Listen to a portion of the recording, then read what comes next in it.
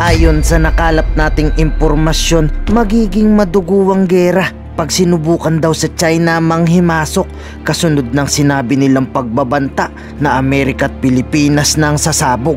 Ayon sa Chinese Foreign Ministry, huwag daw natin silang pakilaman, babala sa lahat ng tutulong sa Taiwan Strait dahil di daw sila pwedeng magkaroon ng sariling kasarinlan.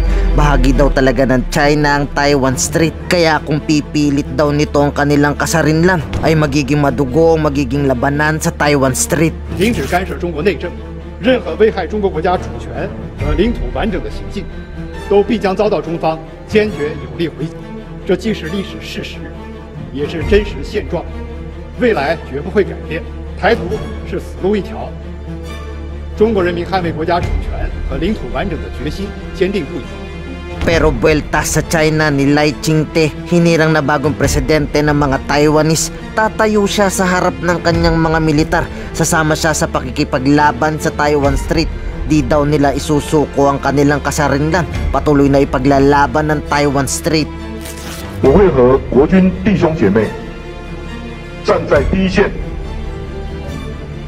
而面对外在的挑战与威胁，我们会持续捍卫自由民主的价值。未来，我会持续推动国防改革，强化国军整体战力，向世界展现我们守护民主台湾的决心。 Kaya hiling ngayon ng ilang mangingisdang Pilipino, ipaglaban din daw sana sila ng militar. Huwag din daw sana silang hayaan ng China maaresto dahil kung pati Scarborough kukunin daw sa atin ng mga Chekwa ay mapipilitan daw talagang lumaban ng Kongreso. Buhat nung pinagbawal ng mga Chinese, nagdadako kami doon. Hirap na hirap naman talaga kami. Ano naman po ang dahil naming mga isda na muling may balikan muli sa West Philippine Sea at baho di masinlok na makapangisda. Dahil sa totoo lang po, napakarami na namin karanasan na napakaharas. Hindi po namin iniindayan, ang inihiling po lang namin sa gobyerno natin na kaming mga taga-Masinlokin nyo ay malaya pong makapangisda muli sa baho di masinlok na walang gumagambala sa amin. Alam mo kapatid, I would like to emphasize that yung order ng ating Pangulo, pero nakita nyo ng pakikipaglaban na ginagawa niya sa mga bansang gusto sumako sa ating lugar. Hiniharap na niya ang kanyang pagkatao. Kaya may election man o wala, lalaban tayo sa kanila. Consolidate. I-consolidate natin ang ating pong mga grupo na kung saan sama-sama tayong mga isda na malaking barko. Pero speaking of ipaglaban tayo sa mga Chino, meron pa dito isang kakampi sa kanila. Itong si Senator Chis Escudero, bagong presidente ng Senadong binoto nila. Kampi pa yata sa mga Chino. Pinagtanggol kasi niya si Mayor Alice Guo. Di daw siya naniniwalang espiya daw ito ng mga Chino. Okay, wait, before we go, I mean, we don't have enough time, but you made an unpopular statement, well, to social media at least, when you said those that say, I'm rephrasing, those that say Alice Go is not a Filipino, the burden of proof is with them. And you know at this point how unpopular Alice Go is, right? So why did you make that statement? I mean, it's quite unpopular to the netizens, right? So I'm sure you've seen the comments. Why did you put yourself out there and say they have to prove she's not Filipino? Anong dahilan? Kasi you could have taken a more, you know, a safer stand on that issue. Karen, you've known me for quite some time. As I said earlier, I am libre maghingi kung anong gusto at kailangan, basta libre tumanggi. I was asked a question, what do you think? You think she's a Chinese citizen? I said, I don't know. But under the law, if you're alleging that one is not, then you should prove it. And in fact, I cited the case, for example, of Senator Grace Poe, who was a foundling, who didn't know who her parents were. She was being accused of being an American at that time, and they wanted her disqualified.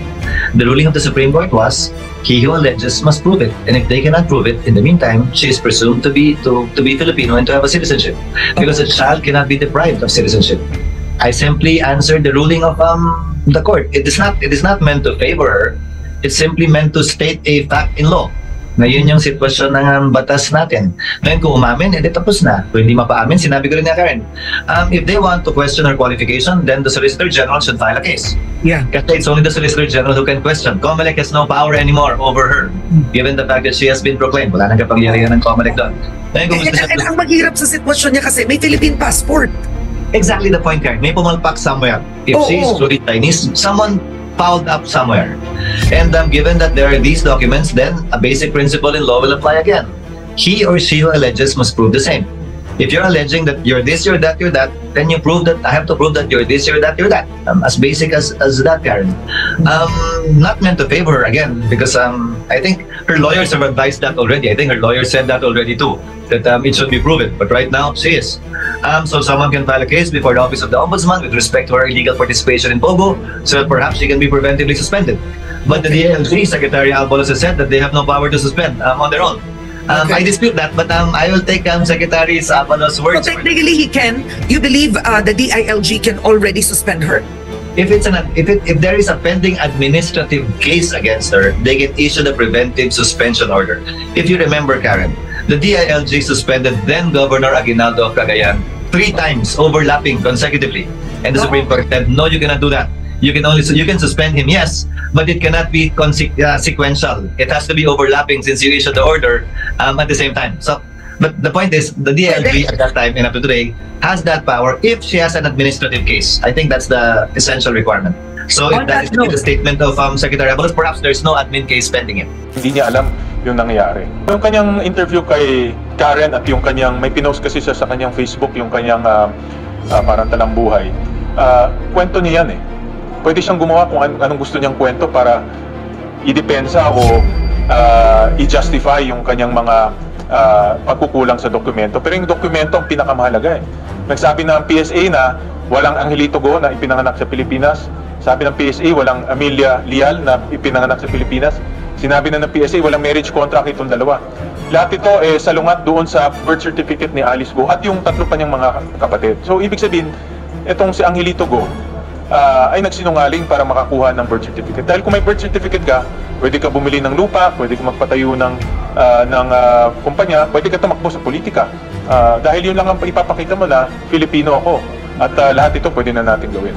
Malaking posibilidad yan na yung kanyang ina ay Chinese talaga. Kasi kung dalawang Chinese ang magre-register, obviously hindi magiging Filipino yun dahil sabi nga ni Chairman George, ang sinusundan natin yung bloodline eh. Yung bloodline. So, kaya nag-imbento yung kanyang ama ng isang Amelia Lial na Filipino para patunayan na yung kanyang anak na si Alice Go at yung iba pa, mga Filipino rin. Pero kung halongkatin mo, sabi na ng PSA, walang documents na nagpapatunay mga dito, walang supporting documents na nagpapatunay doon sa mga isinulat at deklarasyon ng kanyang ama. Oo, may rason para mag-alanganin tayo, pero yung presumption ay nananatili pa rin. Siya'y nakatakbo, siya'y registered voter, may passport siya, na Pilipino siya, nasa nagsasabing hindi, napatunayan yun. Para klaro, ang pwedeng mag-question ng kanyang citizenship at qualification bilang mayor sa pamamagitan ng co-warranto case ay ang Solicitor General lamang. Walang kapangyarihan ng COMELEC, i-disqualify siya sa puntong ito. Kung isususpindi man siya ng DILG, hindi ko alam kung anong rason, baka sabihin nila, tingin nila hindi siya citizen, so dapat may basihan doon, may basihan din yun. So sir, kung babalik tanawan ninyo, di ba sabi hindi daw kilala yung nanay? Chinese yung tatay. But if you remember the case of Senator Grace Poe, it was a decision of the Supreme Court about being a foundling.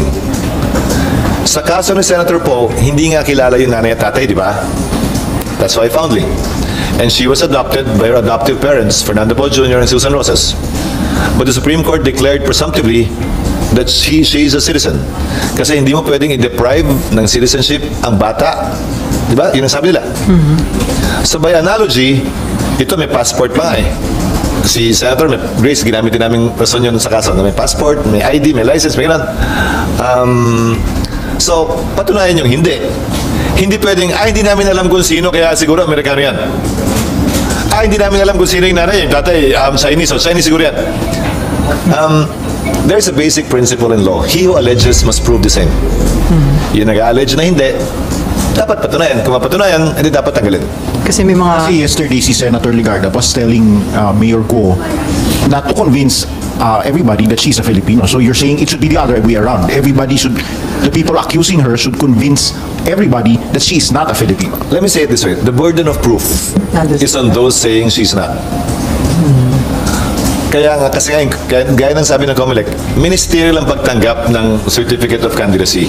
In fact, di sila pwede mag-disqualify, Kasi pag pinayagan mo ang COMELEC mag-disqualify, edi pag may hindi gusto ang administrasyon, di-disqualify nila. So, tama lang naman yun. Sa punto ito, nanalo na, proklamado na, ang bola ay nasa kamay na ng Solicitor General. Maghain ng co-warrant of petition sa korte, questioning her citizenship, questioning her qualifications, and prove in court that she's not qualified. That's all I'm saying. But the DILG can suspend her dahil ang requirement ng administrative case laban sa isang mayor ay preponderance of evidence lang o mas mababang uri ng ebidensya kumpara sa ebidensyang dapat ibigay kaugnay sa pagbabaliktad ng pagiging Pilipino ni naman. Pero sir, ang main issue pa rin kay Mayor Guo yung kanyang involvement sa POGO operation at ilang mga questionable business. Gaya ng nasabi ni Pangulo Marcos, di ba? Ni-raid na nga nila. Ang palagi ko lang tanong, sa dami ng nire-raid, bakit ba wala akong nakikitang nahuhuli? Bakit wala akong nakikitang nakakasuhan at nakukulong? Kung may ginawang krimen talaga yung mga yan, bakit deportation lang ang solusyon? Bakit walang kaso? Ngayon, ikaw, bilang Pilipino, ano ang masasabi mo at reaksyon sa balitang ito? Mag-iwan ka ng komento sa ibaba at atin pong babasahin isa-isa.